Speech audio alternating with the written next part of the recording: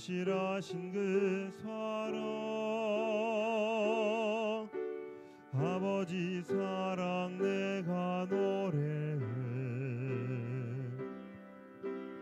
아버지 은혜 내가 노래해. 그 사랑 변함없으신, 거짓 없으신 성실하신 그 사랑,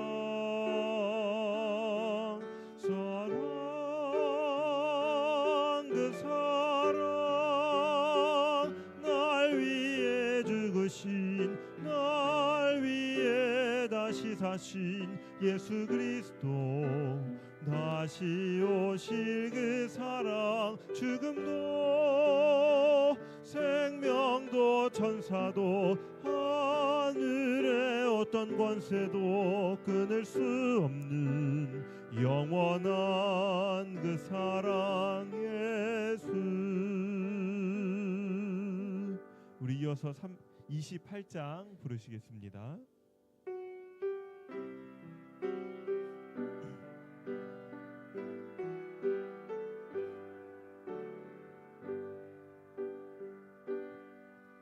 다 표현 못해도 나 표현하리라, 다 고백 못해도 나 고백하리라, 다 알 수 없어도 나 알아가리라, 못해도 나 닮아가리라. 다 표현 못해도 나 표현하리라, 다 고백 못해도 나 고백하리라, 다 알 수 없어도 나 알아가리라, 다 닮지 못해도 나 닮아가리라. 그 사랑 얼마나 아름다운지, 그 사랑 얼마나 날 부욕해 하는지, 그 사랑 얼마나 크고 놀라운지를, 그 사랑 얼마나 나를 감격하게 하는지. 우리 한 번 더 부르겠습니다.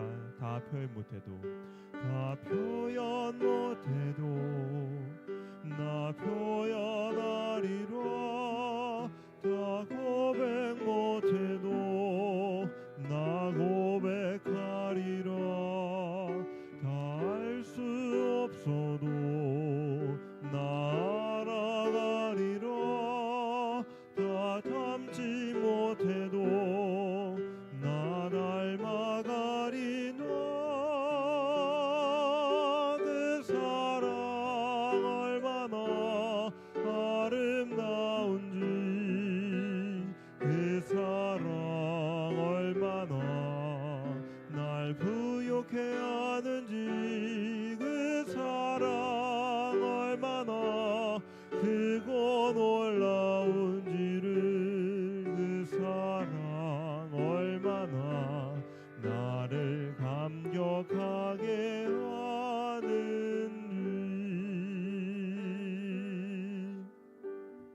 아멘.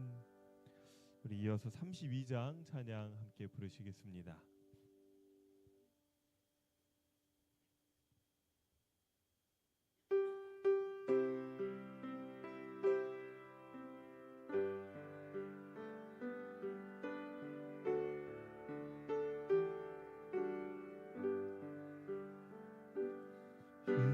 기도할 수 있는데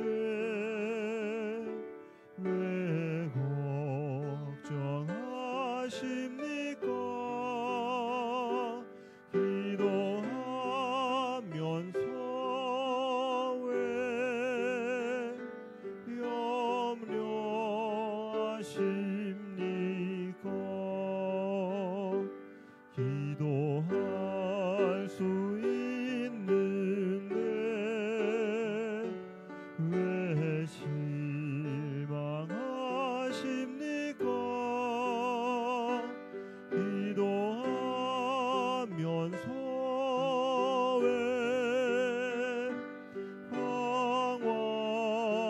주님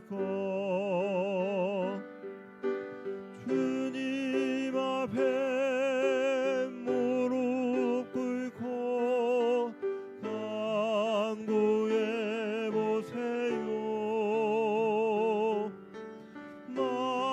마음을 정결하게 뜻을 다하여 기도할 수 있는데 왜 걱정하십니까? 기도하면서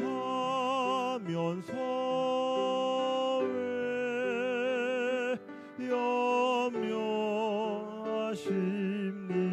염려하십니까? 아멘. 이번 한 주 기도 많이 하셨습니까? 아니면 기도할 수도 있는데 기도하는 것을 좀 절제하셨습니까? 기도가 또 잘 안 나올 수도 있어요. 이게 진짜 피곤하고 힘들고 또 그러면 기도할 힘도 사실 없을 정신이 있을 때가 많이 있습니다. 그런데 오늘 이 안식일에는 우리가 하나님의 약속을 다시 기억하면서 우리가 기도함을 또 기억하고 하나님께서 우리에게 기도하라고 명하신 그 도우심의 약속을 함께 기억할 수 있을 것 같습니다.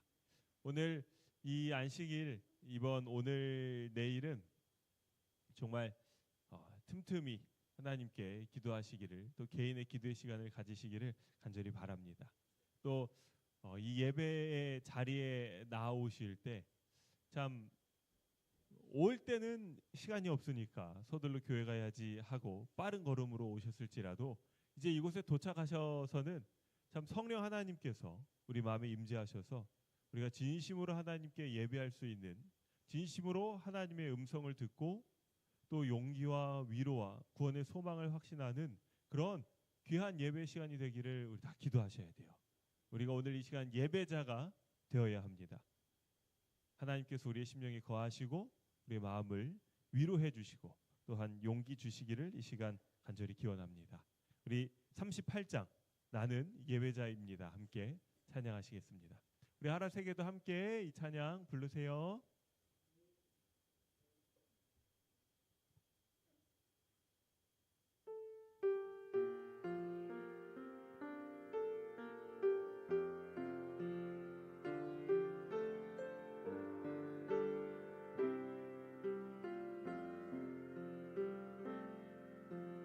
나는 하나님을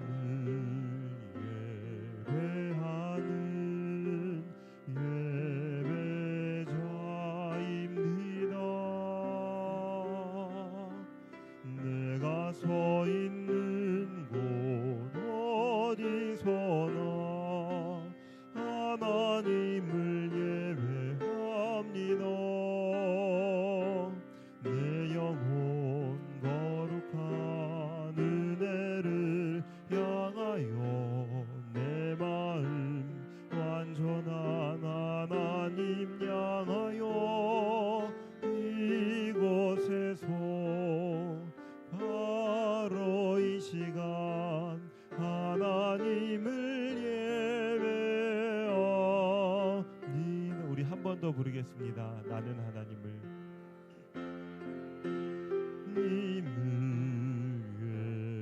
예배하는 예배자입니다. 내가 서 있는 곳 어디서나 하나님을 예배합니다. 내 영혼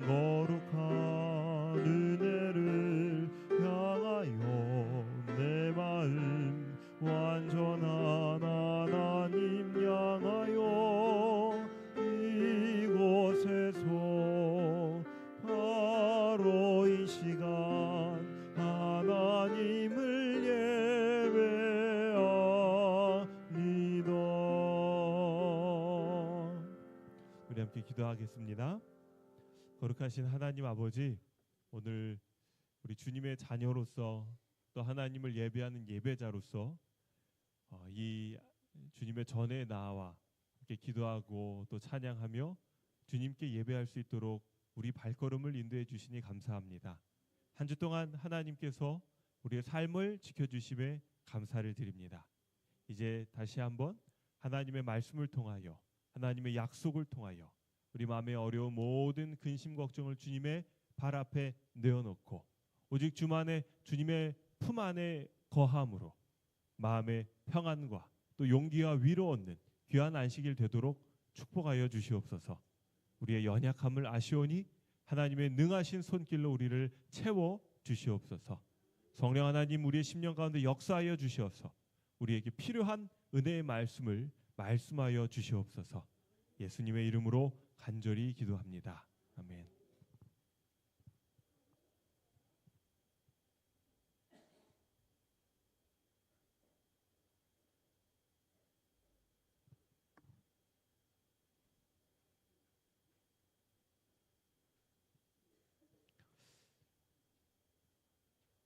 이번 안식일에는 오시면서 보셨겠지만 조그만 화롯대를 의자랑 같이 준비해 놨습니다. 왜냐하면 다들 예배가 한 8시 반 이렇게 마치면 집에 휙 가버리셔가지고 대화할 시간이 상당히 적은 것 같아요. 근데 저희 이제 대학교 때 신앙생활 할 때는 제일 좋았던 시간이 뭐냐면 이제 금요 예배 마치고 일주일 동안은 바빠서 얘기할 시간이 없는데 이제 예배 마치고 3, 3호 모여서 그 그룹끼리 모여서 이렇게 이야기하는, 이 파리 소리인가요? 네? 굉장히 크네요. 마이크 소리보다 더 큰 것 같아요. 그런 시간이 상당히 좋았어요. 근데 그래서 그래도 모닥불 펴놓고 의자를 좀 갖다 놓으면 집에 바로 안 가시지 않을까, 좀 이야기를 나누시지 않을까 싶어서 그렇게 준비를 했고요. 오늘 예배는 그 얘기할 시간을 드려야 되니까 좀 빨리 말씀을 마치고 그렇게 하면 좋을 것 같습니다. 자, 오늘 제목은 하나님과 함께 자라가는 지혜 제11과 시련에 대한 이야기입니다. 시련, 오늘 이 시련을 정의할 거예요. 여러분, 시련을 좋아하십니까? 네, 우리가 쓴 음식 좋아하는 사람이 별로 없어요. 달달한 음식을 좋아합니다. 인생에서도 단맛을 좋아하지 이 쓴맛, 이 시련을 환영하는 사람들은 또한 많지 않아요. 그런데 시련이 필요할까요? 우리가 동의하진 않지만 참 그렇다라고 또 생각을 합니다. 심리학에서는 저는 이 표현을 상당히 좋아하는데요. 회복 탄력성을 연습하기 위해서는 시련이 반드시 필요합니다. 얘가 뭐냐면 공이에요. 공을 이렇게 휙 던지면 공이 어떻게 되나요? 떨어졌다가 다시 튀어오르죠. 근데 유리잔을 휙 던지면 어떻게 돼요? 그냥 철푸덕하고 깨지죠. 우리 마음은 공 같아야 될까요? 유리잔 같아야 될까요? 공 같은 마음은 어떤 일이 있어서 내 마음이 낙담 가운데 휙 떨어진다 할지라도 바닥을 딛고 다시 일어나요. 그 마음의 힘을 회복 탄력성이라고 합니다. 우리가 회복할 수 있는 그 탄력이 우리 마음에 있는가? 그래서 좋은 일이 아니더라도 나쁜 일이 내게 닥치더라도 이거 난 이제 끝났네 해버리면 유리잔 같은 마음이에요. 이 마음은 회복 탄력성이 없어요. 그거는 그냥 깨져 버립니다. 그런데 이 공 같은 마음은, 회복 탄력성이 좋은 마음은 뻥 하고 무슨 일이 일어나면 요 단어를 사용할 힘이 있는 분들이에요. 자, 뭐라고요? 덕분에. 다시 한번 따라해 볼까요? 덕분에. 그래서 어떤 안 좋은 일이 있을 때 그래도 그 일 덕분에 요게 됐네. 제가 이제 자주 저희 어머니에게 쓰는 말씀인데, 이 예전에 이제 집에 저는 한 1년씩 안 들어가다 집에 갑자기 들어가고 이런 날들이 있습니다. 그러면 집에 이렇게 들어가면 어머니가 이제 힘드신 중에도 음식을 해주세요. 그러면은 이제 맛있게 먹으면서 오랜만에 이야기를 나누는데 제가 항상 엄마 원님 덕에 나팔 부는 줄 아셔요. 그래요. 그게 무슨 말이냐면 혼자 계시면 맛있는 거 안 해 드실 텐데 아들 와가지고 아들 덕분에 맛있는 거 먹는다 그 얘기예요. 할 말은 아니지만 그렇게 철없이 말씀드렸던 기억이 납니다. 여러분, 우리가 덕분의 정신을 갖지 않으면 어떤 일이 있을 때 마음이 유리잔처럼 깨어져 버려요. 이 연습을 하셔야 돼요. 원수가 있죠? 그럼 그 원수 덕분에 이제 그게 그 다음 단어, 그 다음 말들을 우리가 기대해야 돼요. 그 생각할 수 있는 힘을 하나님께 달라고 요청을 해야 됩니다. 근데 요 앞에 이제 우리가 예수님을 부르고 그리고 하나님께 아이고 예수님 이렇게 우리가 이어지는 그런 신앙의 고백을 할 때 우리 마음이 아이고까지 하면 그냥 깨어지지만 예수님 하면 다시 예수님을 의지하게 돼요. 여러분, 심리학에서도 이런 회복 탄력성을 이야기하면서 우리의 삶에 우리의 마음이 더욱 건강해지고 단단해지기 위해서는 시련이 필요하다는 것을 이야기를 해요. 왜냐하면 시련이 필요 없다고 말하고 싶어도 시련이 없는 사람이 세상에 단 한 명도 없어요. 또 다른 여러 가지 예들을 들고 싶지만 이제 바로 좀 본론으로 넘어가겠습니다. 성경에서는 시련을 뭐라 그럴까요? 오늘 그 이야기를 이제 할 거예요. 성경에서는 시련을 무엇이라고 하는가? 그리고 그 예가 이제 등장합니다. 굉장히 중요한 기억절을 먼저 한번 읽고 넘어가도록 할게요. 기억절입니다. 다만 이뿐 아니라 우리가 환난 중에도 즐거워하나니 이는 환난은 뭐를? 인내를, 인내는 연단을, 연단은 소망을 이루는 줄 알미로다. 소망이 우리를 부끄럽게 하지 아니함은 우리에게 주신 성령으로 말미암아 하나님의 사랑이 우리 마음에 부은 바 됨이니. 이 뒷부분은 좀 더 주석이 필요합니다. 그런데 앞부분은 좀 간단해요. 환난 중에도 즐거워하는데, 왜냐하면 환난이 기차처럼 다음 칸으로 이어지는데 어디로 이어지는가? 환난은 어디로 이어져요? 인내로 이어지고, 인내는 뭐로 이어져요? 연단으로. 연단은 무엇으로 이어져요? 소망으로. 그런데 소망이 우리 마음 가운데 있을 때 그 소망을 품고 있는 내 자신이 부끄럽지 않아요. 왜 그럴까요?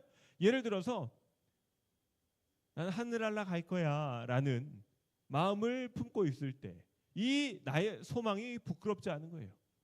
노아가 방주를 지으면서 사람들에게 여러분 홍수가 오니 방주로 타셔야 됩니다라고 이야기했을 때 사람들이 노아를 비난합니다. 그럼 노아가 갖고 있는 그 마음의 소망, 하나님께서 구원의 방주를 우리에게 주셨다라는 그 구원의 소망이 사람들이 계속 놀리면 부끄러울까요? 안 부끄러울까요?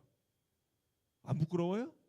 그리고 더 비참한 건 뭐냐면 방주가 완성돼서 동물들도 줄줄이 짝지어 방주에 들어가고 노아도 방주에 들어갔어요. 그리고 천사가 그 방주문을 닫았는데 이제 뭐가 와야 돼요?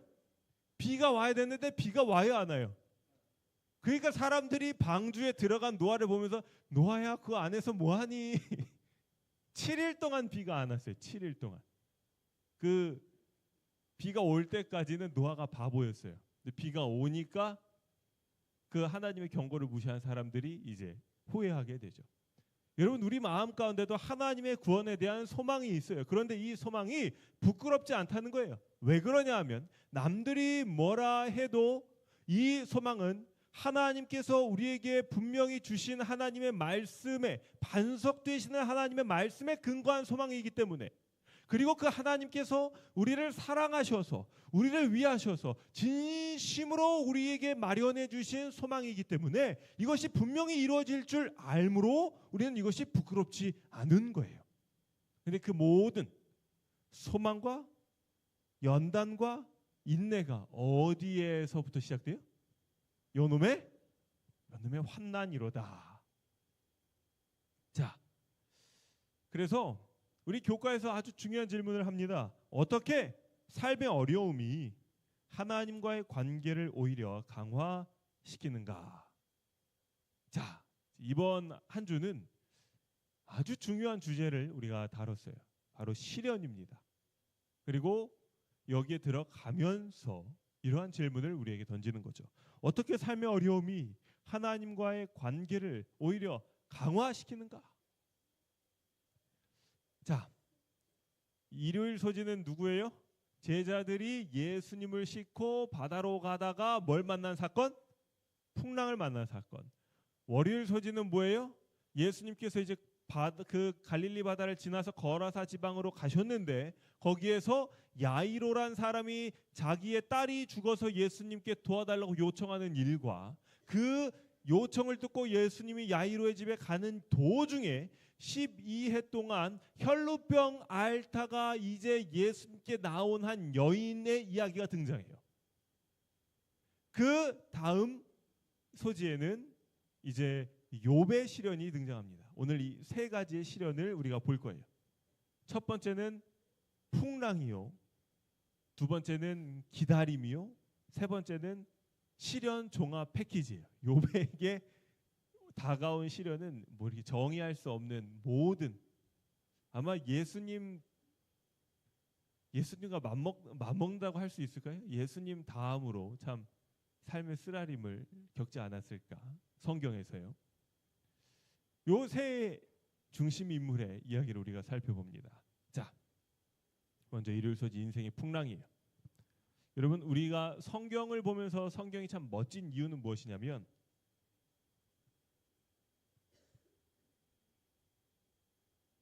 자, 멋진 이유가 뭐냐면 이 소지가 아닌가요? 맞나요 이게?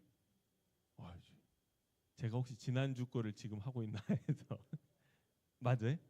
우리 집사님이 맞다고 하시면 맞는 겁니다. 저는 뭘 하든 확신이 없어요.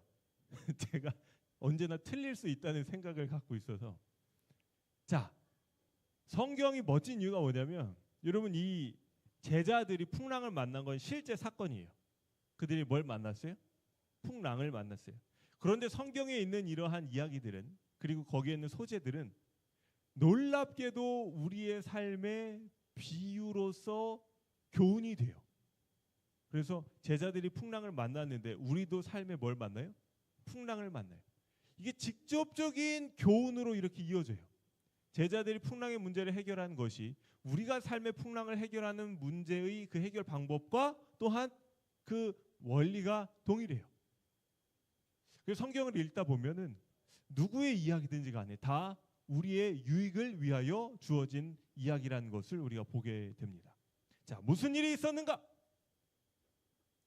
예수님께서 하루 종일 사람들을 가르치셨어요. 갈릴리 바다 저편에서. 거기는 유대인 나라예요. 그래서 이때 가르쳐 주신 이야기가 이제 산상보훈, 그리고 여러 말씀들을 가르쳐 주시고, 하루 종일 예수님이 이제 설교를 하시니까, 사람들을 가르치고 봉사하시니까 피곤하시죠. 해가 저물었어요. 예수님께서 자, 우리가 배를 띄워서 이제 저편으로 가자 그랬어요. 그래서 예수님께서는 너무 고되셔서 주무시고 제자들이 이제 바다 건너편으로 가는데 뭐가 와요? 풍랑이 와요. 그래서 풍랑이 오니까 이제 제자들이 어떻게 해보는데 돼야 안 돼요. 이게 이제 핵심이죠. 거기 있는 사람 다 예수님의 제자들 중에 어부 출신이 있었기 때문에 바다의 풍랑은 잘 대처할 수 있어야 하는데 아무리 해도 안 돼요. 그래서 이렇게 이야기합니다. 선생님, 우리가 죽게 되었나이다. 왜 우리가 이렇게 풍랑을 겪는데 우리를 돌아보지 아니하시나이까? 그래요. 예수님께서 일어나셔서 이제 바다를 향하여 잠잠하라 고요하라 말씀을 하세요. 그리고 예수님께서 물으십니다. 너희가 어찌하여 그렇게 두려워하느냐? 너희가 어찌 믿음이 없느냐? 이렇게 물으세요. 그래서 제자들이 마음 가운데 굉장히 두려워하면서 야, 도대체 예수님 어떤 분이시길래 바람과 바다도 이렇게 순종하는가? 이렇게 묻습니다. 이 이야기의 본문의 내용을 볼 때와 교과의 내용을 볼 때 우리가 핵심이 조금 달라요. 교과의 내용은 무엇이냐면 예수님께서 거기에 계셨는데 그 예수님이 계시면서 지금 자기들이 풍랑을 겪고 있는데 예수님이 도와줘요, 안 도와줘요? 예수님은 뭐 하고 있어요? 주무시기만 하는 거예요. 예수님이 좋아요, 나빠요? 분명히 함께 있는데 자기들의 문제는 신경 쓰지 않고 다른 사람들은 설교하시면서 가르치시면서 다 도우시는데 이제 정작 그 제자들, 내가 이제 예수님 이렇게 모시고 있는데 내가 어려울 땐 예수님이 도와줘요, 안 도와줘요? 예수님 지금 뭐 하십니까? 여러분, 요 마음이에요. 풍랑이 들 때 제자들의 마음 가운데 그런 마음이 들었다. 근데 여러분, 우리의 삶에 풍랑이 찾아올 때 분명히 예수님 믿으면 복 받는다 그랬는데, 분명히 예수님 안에 평안이 있다 그랬는데, 삶에 어려움이 닥쳐올 때 우리가 하나님을 향하여 이러한 질문을 해요. 하나님, 뭐 하시고 계십니까? 여러분, 우리가 제자들의 반응이 어떠했는지를 좀 살펴봐야 합니다.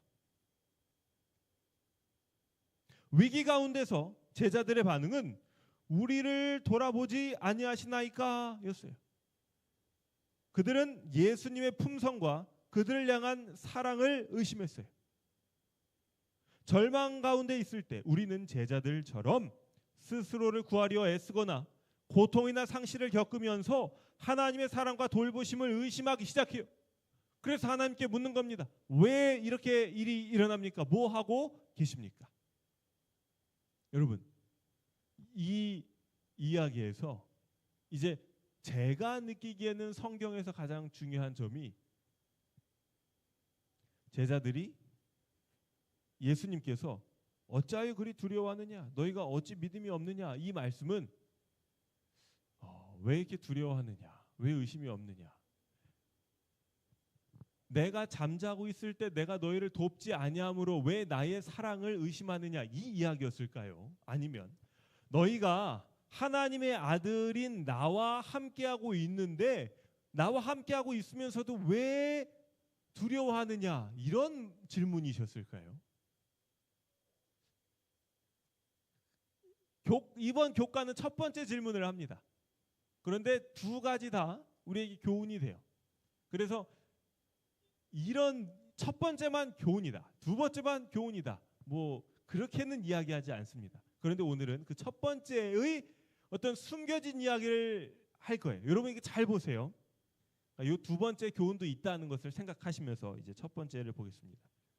이 만일 예수님께서 우리와 지금 함께하고 계시는데 내 삶에 닥쳐온 폭풍으로 인하여 예수님 지금 뭐하고 계십니까? 라는 질문을 했다면, 예수님 정말 나를 위하시고 정말 날 지키시고 나를 사랑하시는 것이 맞습니까? 라는 이 의심을 했다면 이 의심의 그 성격이 하와와 굉장히 비슷해요. 여러분, 이걸 우리가 봐야 합니다.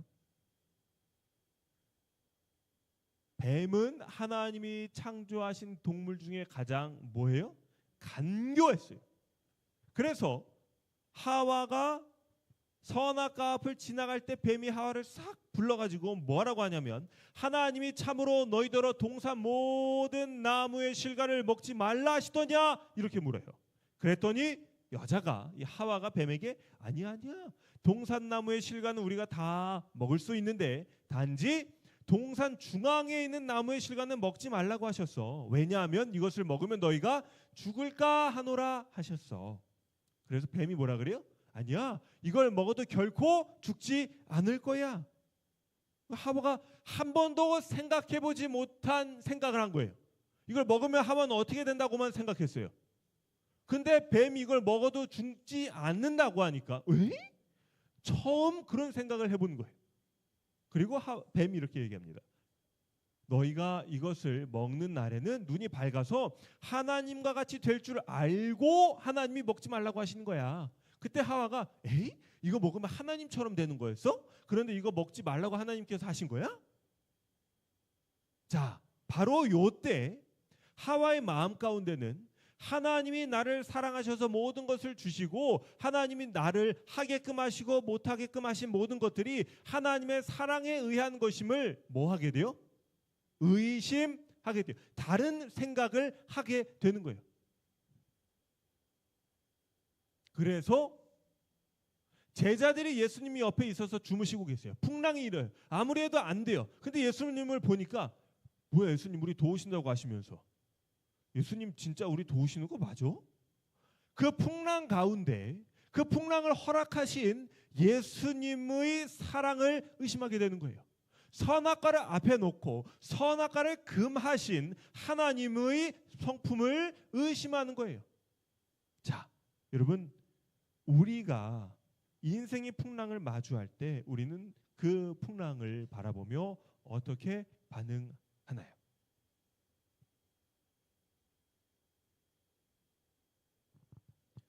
여러분, 제자들은 결국 풍랑으로 말미암아 예수님을 흔들어 깨웁니다. 제자들이 예수님이 주무실 때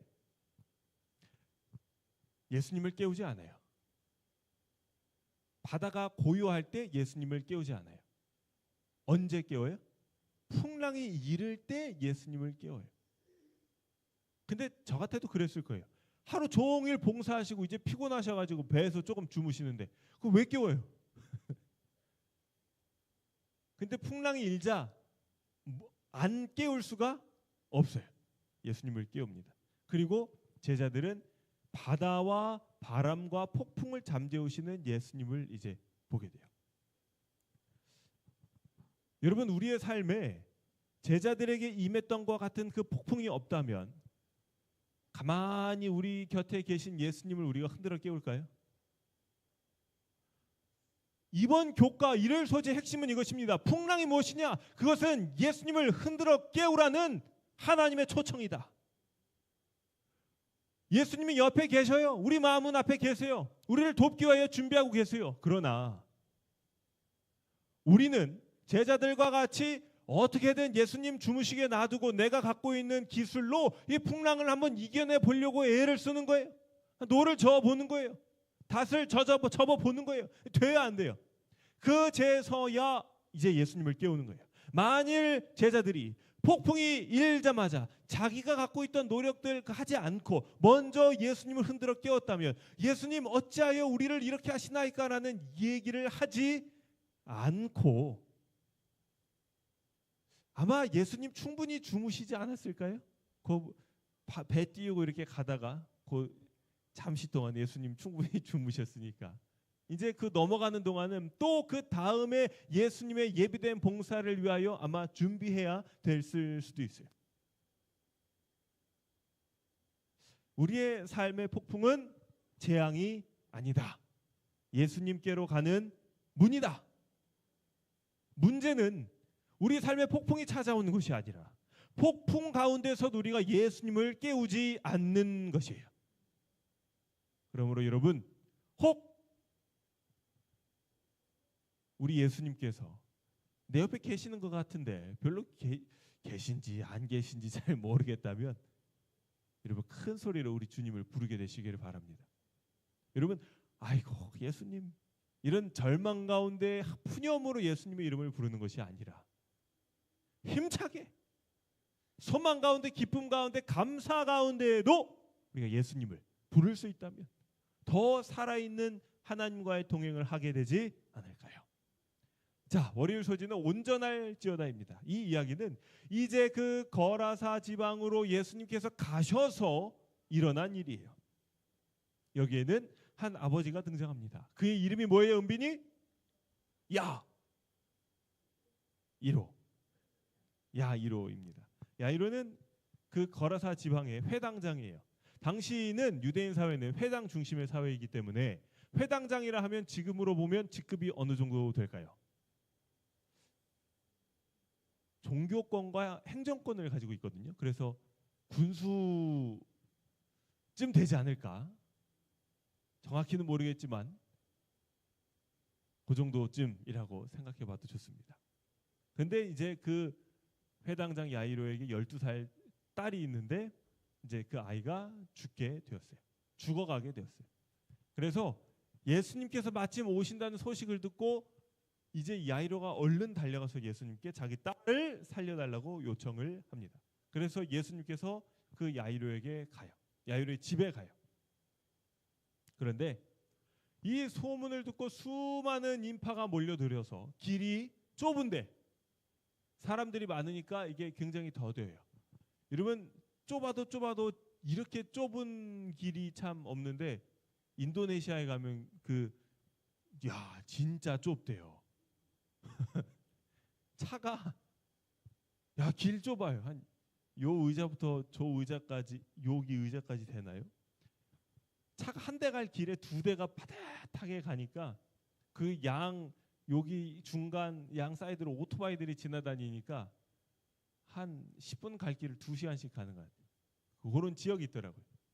근데 그 길이 아마 이 이스라엘의 그 골목길이지 않았을까, 그런 느낌이지 않았을까 싶어요. 사람들이 꽉 차고 예수님이 가셔야 되는데 일로 가야 되는데 저기서 오히려 사람들이 몰려오니 진도가 안 나가는 그런 상황이죠. 그런데 그 가운데 누가 있어요? 12해 동안 혈루병 앓는 여인이 있어요. 그 여인이 믿음으로 예수님께 나아가고 예수님의 옷을 만짐으로 믿음으로 그 병이 났습니다. 예수님께서 가다가 잠시 이 여인을 세우시고 내가 병을 나은 것은 내 옷을 만짐이 아니라 너의 믿음으로 구원을 얻었다는 것을 선언해 주세요. 그래서 두려워하지 말고 가라 이렇게 말씀해 주시고 그 여인이 참 감사한 마음으로 집에 갑니다. 그런데 그 여인과의 대화가 마치자마자 야이로의 집에서 서신이 와요. 뭐래요? 따님이 이미 죽었습니다. 예수님께서 걱정하지 마라. 그리고 가서 그 딸 아이를 살려 주십니다. 여러분 이 이야기가 이제 첫 번째 이야기예요. 질문을 드립니다.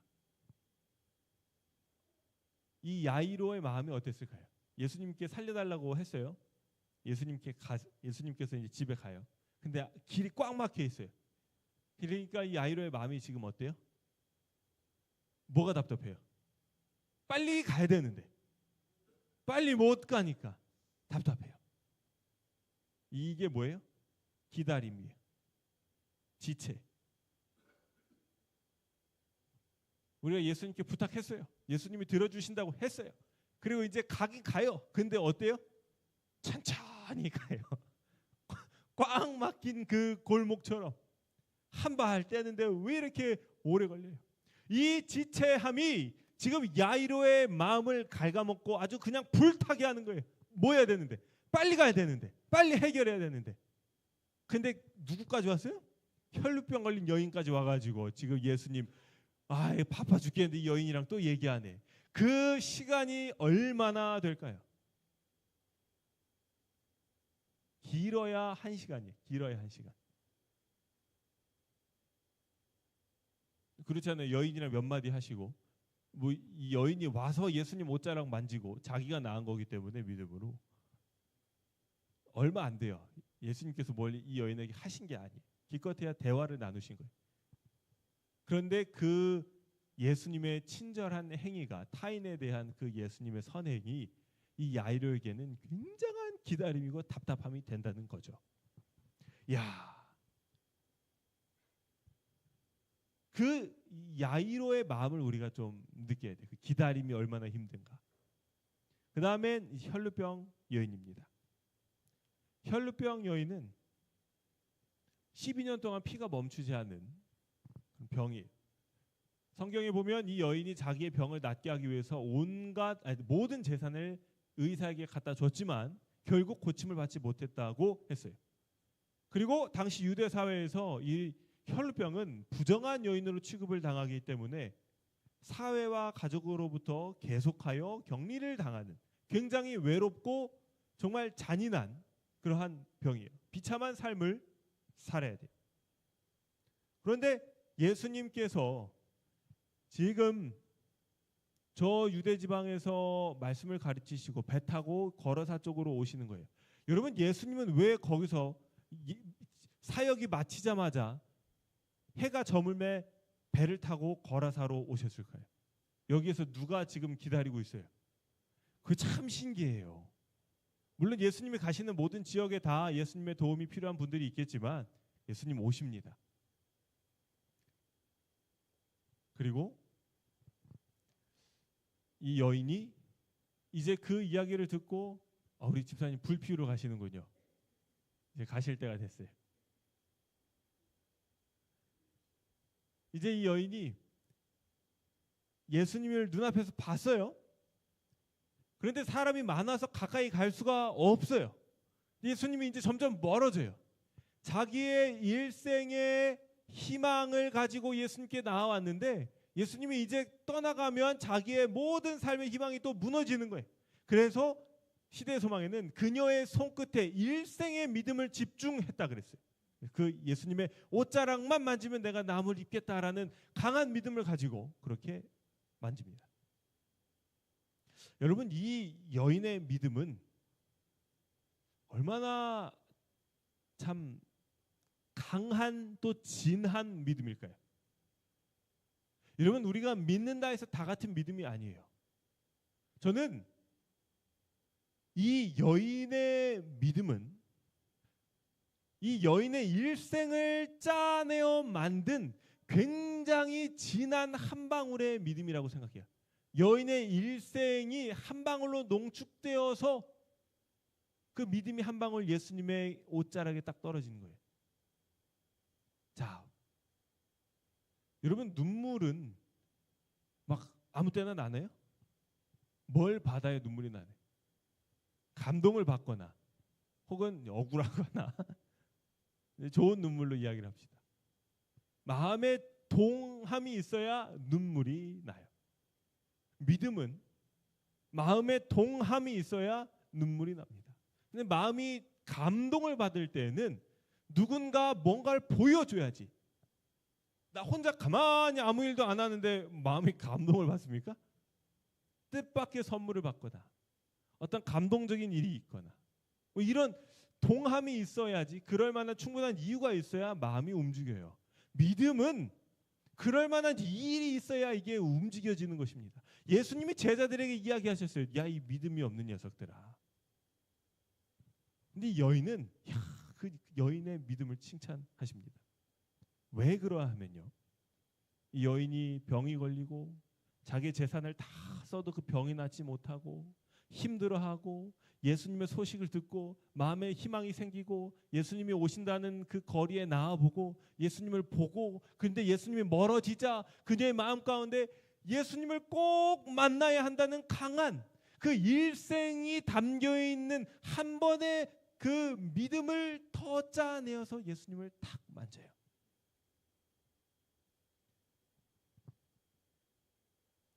그 한 믿음이 만들어지기 위해서 그녀는 수많은 고통의 세월을 인내했어요. 그 한 믿음을 집중하기 위하여 그녀는 일생에 다시는 오지 않을 그 기회를 예수님을 붙잡기 위하여 정말 최선을 다하여 나아갔어요. 여러분, 그녀의 그 어려웠던 삶이 그녀의 그 빛나는 믿음을 만들어내었어요. 시련이 연단이 소망을, 인내를, 그 인내가 소망을 만들어내는 것과 같이 그녀의 그 한 번의 아주 밀도 높은 그 믿음은 그녀의 삶이 정말 짜내어서 빚어낸 아름다운 믿음이에요. 믿음은 선물인가? 여러분, 우리가 믿음이 저는 믿음이 별로 없어요. 아마 믿음 좋으신 분 손 들어보세요. 그러면 아무도 안 드실 거예요. 다들 겸손하셔서 그렇죠. 그런데 우리가 지니고 있는 이 시련들, 이 어려움들, 우리 가운데 그런 것이 없는 사람은 아무도 없어요. 이것이 무엇이냐? 하나님께서 우리의 삶의 믿음을 보약 다리듯이 다리고 계시는 거예요. 짜고 계시는 거예요. 우리가 그것을 더 농축할 수 있도록, 절대적인 하나님을 향한 소망을 우리의 마음에 품을 수 있도록 우리의 삶을 인도하고 계십니다. 여러분, 이 시험에서 승리하시기를 간절히 바랍니다. 우리의 믿음을 정금같이 하시는 것은 정말 부드러운 꽃길 위를 우리의 손을 잡고 달리심으로 그렇게 만드시는 것이 아니라 정말 뜨거운 그 불길을 우리의 손을 잡고 주님 통과하심으로 우리의 믿음을 연단해 내시는 것 아니겠습니까? 그래서 믿음은 선물이에요. 우리의 손을 잡고 우리의 삶을, 우리의 모든 시련을 함께 건너시는 우리 주님께서 우리를 위하여 예비해 주시고 함께 만들어 주시는 선물. 이게 거저 오는 것이 아닙니다. 이 12해 동안 정말 혈루병 앓는 그 여인의 모습을 볼 때 그녀의 믿음이 그러해요. 자, 이제 다시 야이로에게로 돌아가겠습니다. 야이로에게는 예수님이 혈루병 걸린 여인을 위해 시간을 보내시는 것이 자신의 딸이 죽은 이유처럼 느껴졌을 거예요. 그러지 않습니까? 이 여인과의 대화가 맞춰지니까 이제 자기 딸이 죽었다는 소식이 들려오는 거예요. 아이고 하는 겁니다. 그런데 결국 예수님께서 이 야이로의 집에 가서 그 딸을 살려내십니다. 야이로가 나중에 알게 된 게 뭐예요? 여러분, 예수님께서 지체하심으로 타이밍을 놓치셨나요? 예수님이 지체하신 그 기다림은 더 큰 이적을 준비하시는 시간이었어요. 이 기다림, 우리 삶에 하나님께 간구하며 바로 응답되지 않을 때 그 기다림, 그 기다림은 무엇인가? 하나님께서 우리에게 더 완전한 온전한 응답을 주시기 위하여 뜸을 들이시는, 기다리시는 예비의 시간이에요. 우리는 이 기다림에 믿음을 가져야 합니다. 여러분, 야이로는 얼마 기다렸어요? 기껏해야 1시간, 많아야 2시간이에요. 그런데 마리아와 마르다는 그의, 자, 퀴즈 냅니다. 나사로가 마리아 마르다의 오빠일까요? 동생일까요? 오라버니라고 나오거든요. 그래서 오빠인 줄 알았는데 오늘 찾아보니까 남동생이래요. 저도 더 정확하게 한번 찾아보겠습니다. 근데 남동생일 수도 있다. 그런 사실이 신기하더라고요. 그런데 그 남동생이 이제 죽어가고 있으니 도와달라고 요청을 해요. 얼마나 예수님이 나사로와 마르다와 마리아와 친하게 지냈습니까? 그런데 이거 예수님 오시기만 하면 일도 아니에요. 그런데 서신을 보내고 예수님이 그 얘기를 듣고 이틀이나 그 계신 곳에서 더 머물러요. 그리고 나사로가 죽은 지 3일이에요, 4일이에요. 다 죽어가지고 이제 냄새가 날 때 오시는 거예요. 여러분, 이 기다림은 야이로의 기다림과 비교했을 때 정말 더 굉장한 믿음의 시험이었어요. 아니, 예수님 왜 이렇게 지체하십니까? 그 기다리는 그 시간이 정말 애가 타는 거예요.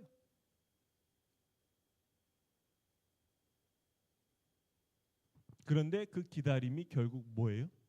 예수 그리스도의 더 놀라우신 능력을 선포하는 계기가 되었어요. 여러분, 우리의 삶은 다를까요? 문제는 무엇이냐면요, 폭풍을 바로 해결해 주지 않고 예수님 옆에 계시다고 하면서 나를 힘들게 하는 그 예수님이 정말 나를 사랑하시는가?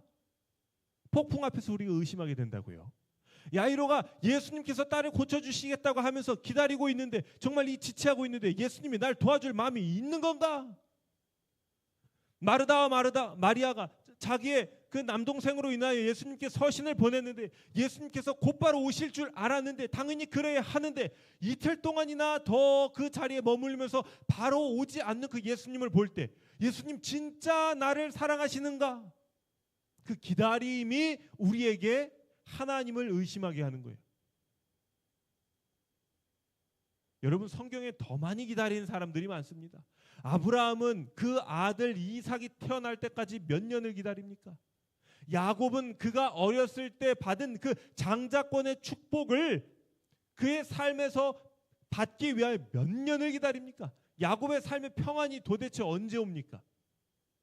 다윗이 기름 부음을 받고 왕위를 얻을 거라고 하나님께서 말씀하셨는데 언제 왕위를 얻게 됩니까? 얼마나 많이 기다립니까?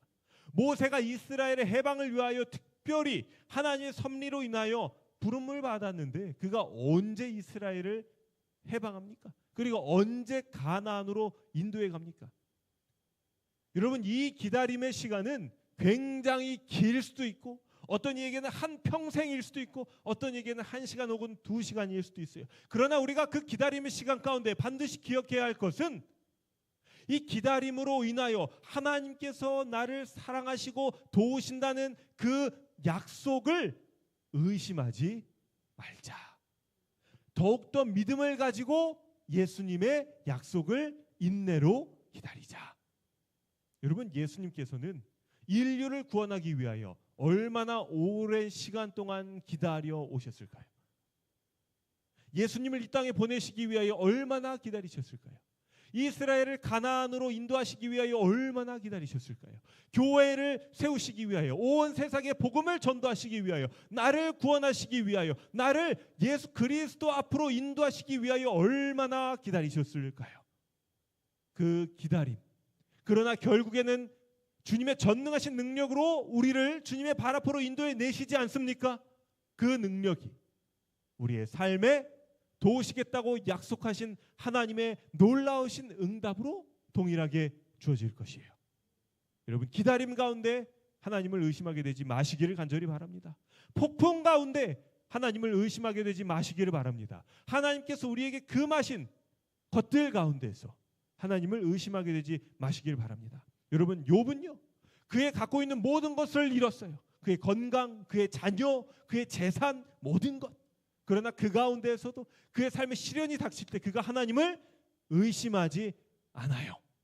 예수님께서는요, 십자가의 죽음 가운데서 인류의 모든 죄를 짊어지시고 그 죄 자체가 되어서 하나님과 끊겨짐을 당하는 그 가운데에서도 하나님을 의심하지 않고 하나님께 순종하는 가운데 죽음을 당했어요. 그래서 그가 근본 하나님과 본체이시나 하나님과 동등됨을 여길 것으로, 취할 것으로 여기지 아니하시고 오히려 종이 되사 죽기까지 복종하셨으니 십자가에 죽으셨다고 했습니다. 예수님께서는 그 고난 가운데 하나님을 결코 의심하지 않으셨어요. 여러분, 우리의 삶에 시련이 있어요.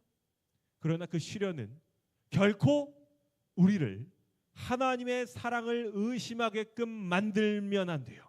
이것이 사단이 시련을 통하여 우리에게 바라는 것이에요. 믿음은, 여러분, 믿음은 무엇입니까? 자, 우리 기억절 같이 읽겠습니다.